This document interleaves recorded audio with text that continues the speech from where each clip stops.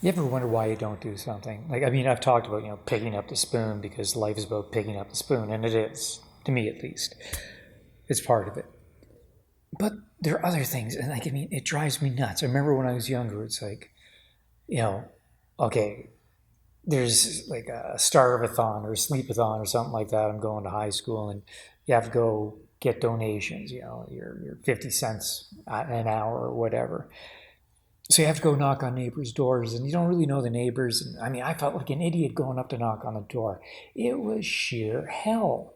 I mean, I gotta go to this neighbor's house and knock on the door and ask them if they'll, sponsor me. And I mean, the worst they're going to do is say no. I mean, they may pull out a hatchet and hack me to death, but I doubt that's going to happen. I lived in a pretty good neighborhood, and the thing is, they also knew my parents, so the chances are they were going to sign up. But my thing is, I was petrified about it, absolutely petrified.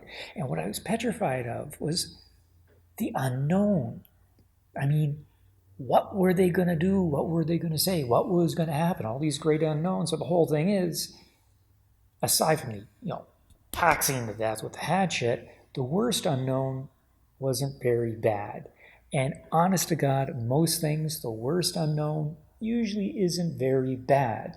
If you look at it that way, it makes asking so much easier. It makes approaching so much easier. And that works even within yourself. I was thinking about it the other day about recovery and stuff. Like, how come I put it off for so long? It's because I was so afraid of the unknown. It was like knocking on that neighbor's door. Are they going to sponsor me? Are they going to hack me to death? And the thing is, guess what?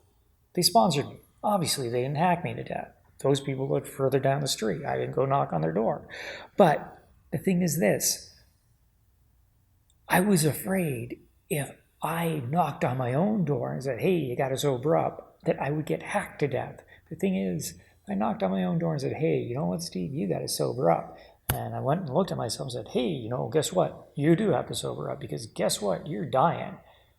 And in essence, if you're really thinking about it, I was hacking myself to death until I opened up the door and asked myself, and then I stopped.